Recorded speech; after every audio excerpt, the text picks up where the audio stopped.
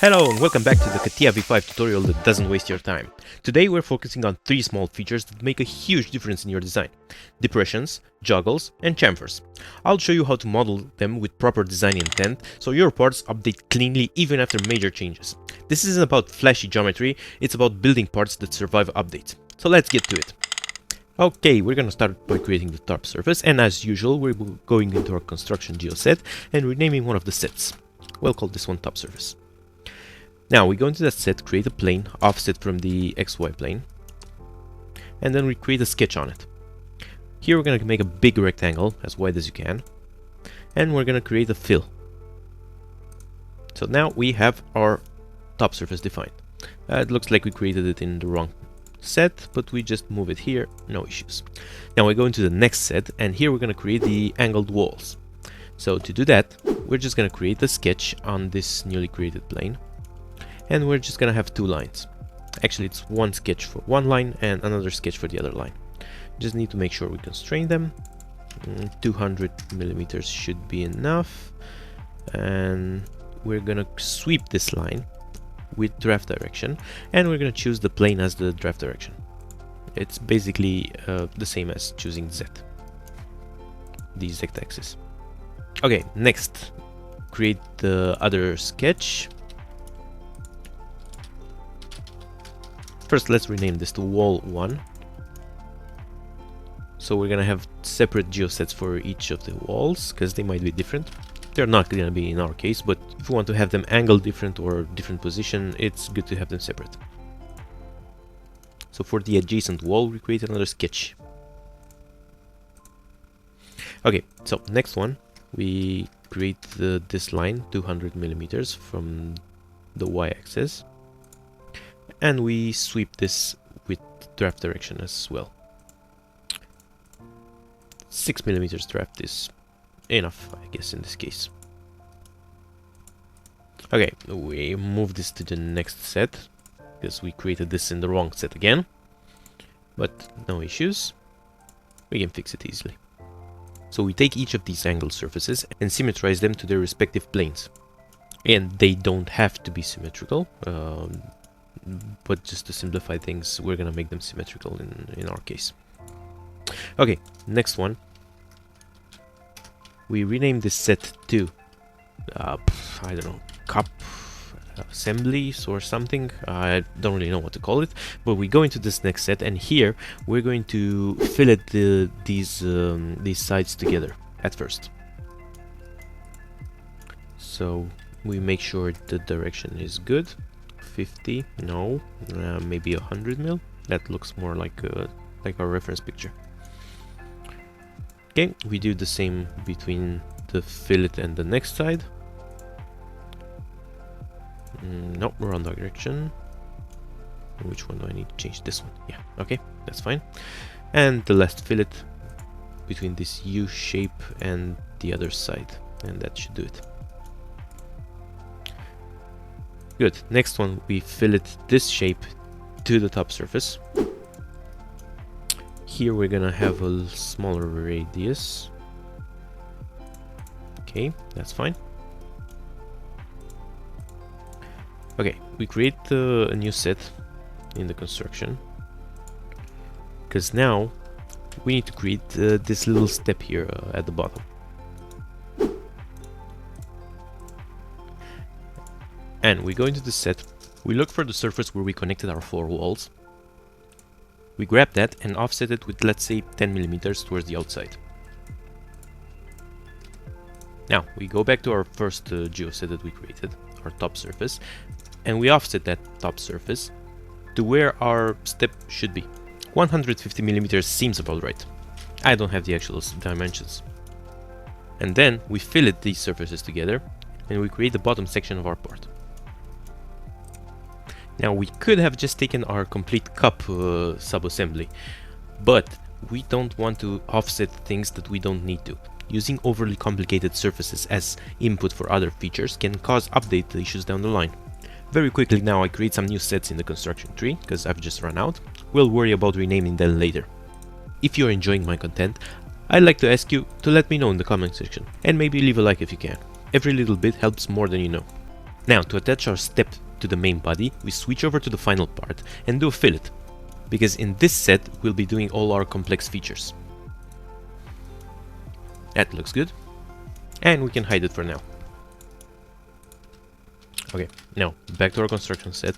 We're gonna create the depressions on the top. We'll just call this depression 1. And here we're gonna create a sketch on this top plane, and we're gonna just draw what looks like to be this shape. Drawing sketches is a bit tedious, so I'm just gonna fast forward a little bit. We just need to make sure we constrain these lines very well and have big radii so we can sweep them afterwards. Okay, we create another sweep. Same draft direction. This time we can have it a little bit shorter. We don't need to have it 500 millimeters long.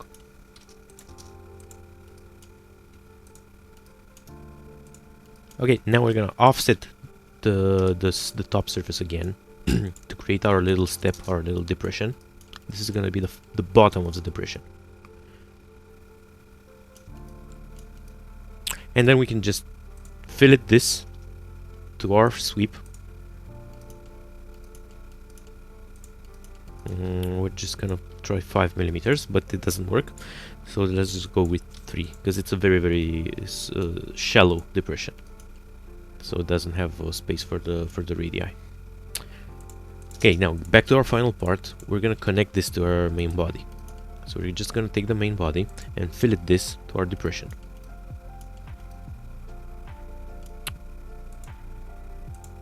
Okay, make sure we choose the right direction, and that's fine. Just hide this so we can see how it looks. Looks good. Maybe we need to change this a little bit. So the 6 degrees might not cut it in this scenario, so we're just gonna go with something a lot bigger, like 25, 26, and just make it longer to be sure. Okay, and now because we have a shallower angle, we can go with 5 millimeter radius. Okay, create another set for the next depression. This is gonna be our circle on the top. So go back to the plane, the top surface plane, create a circle. Just give it whatever size we want. And then we sweep this as well, using the same plane as the draft direction.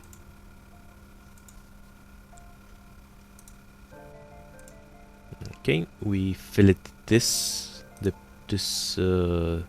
new surface to the initial top surface, and go back to the final part, and here we do the fillet between the main body and this new depression.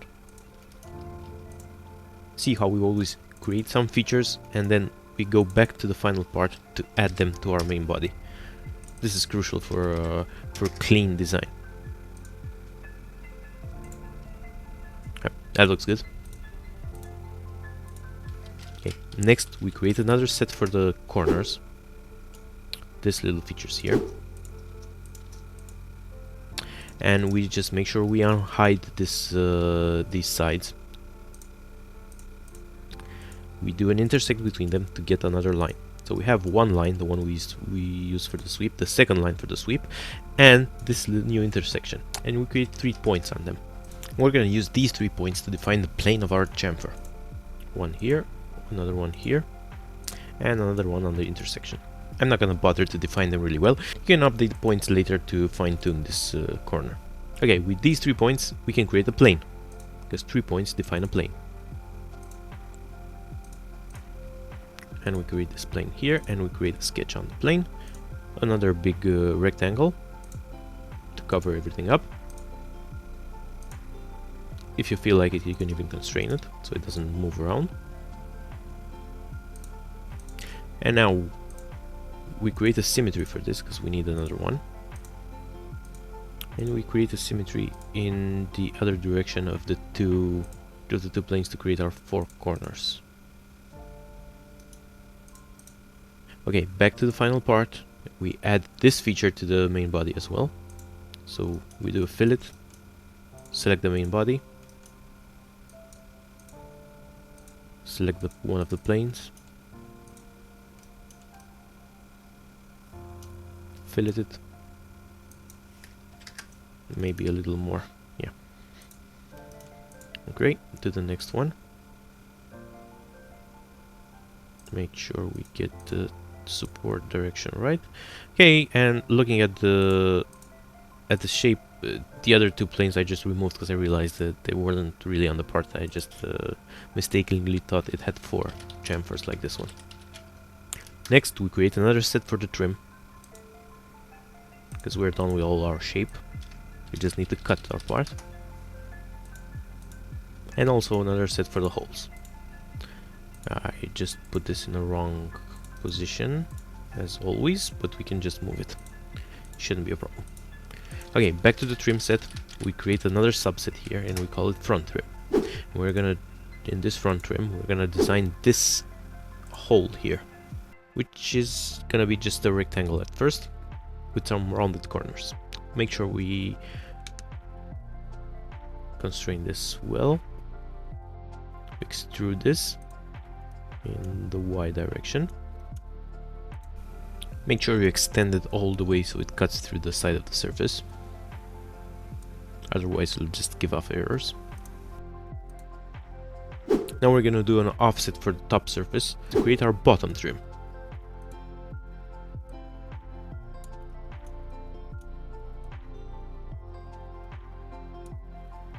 Now it's somewhere here. Okay, we need to create another subset here in the trim and call it the bottom trim and move this offset to that.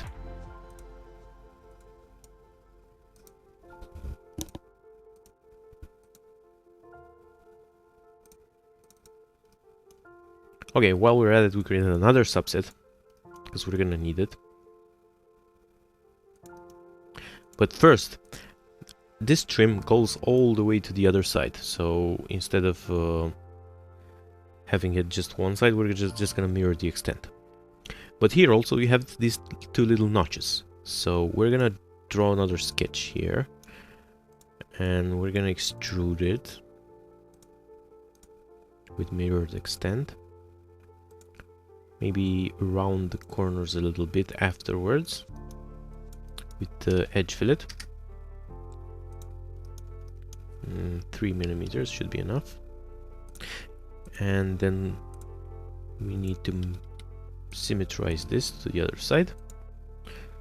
Okay, then we fillet it to our front trim.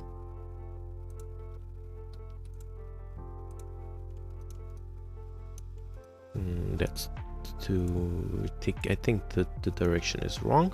Make sure you get it right. And that's one of the notches. And then we fillet the other surface to create the other one as well.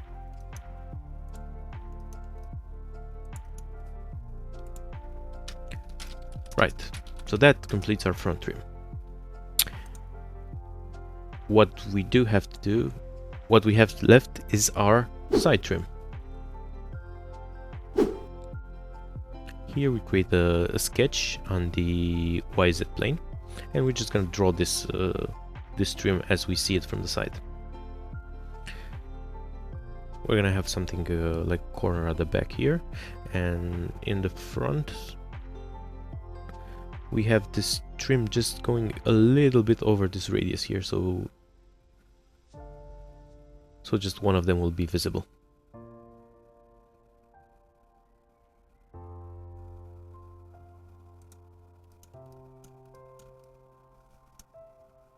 Okay, we extrude this. That looks good. Then we create another set and call it final trim. And in this set we're gonna join all the trims together to create one single cut afterwards.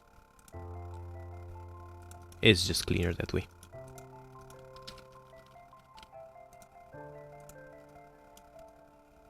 So now we're gonna start filleting them together.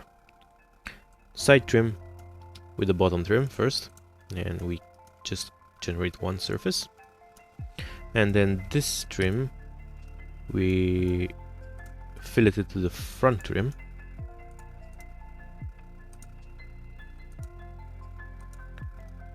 And now we go into the final part, and we cut our part with this trim. This is the only cut we're gonna need. Alright, and looking at this, we see that we made a mistake. I think the side trim, I just designed it in reverse. My part being just an example, there's an easy fix for this. We just select insert mode, and then we do a symmetry of this surface, and we basically reverse it. And now it just updates. It updates in the fillet and in the cut and our final part. Now the only thing to do is the holes. This should be the easiest part, but unfortunately for me, it also takes the longest time. I don't think I need to walk you through just creating sketches and holes. I guess the only one that's a little bit different is this hole that I'm working on now, and we just need to create one of it, one sketch and extrude, and then we're just gonna pattern it around the z-axis. So we just select pattern. We're gonna go with 3 instances. The reference element is gonna be the z-axis in this case. Select here complete crown, and you're done. You now have 3 surfaces to cut with.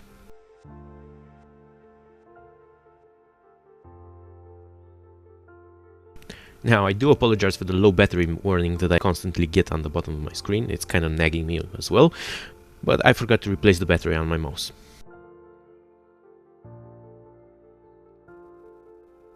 Right, so we just create sketches, draw some holes, draw some slots, extrude the surfaces, and we're gonna end up with a bunch of extruded surfaces that go all the way through the part in this holes geoset.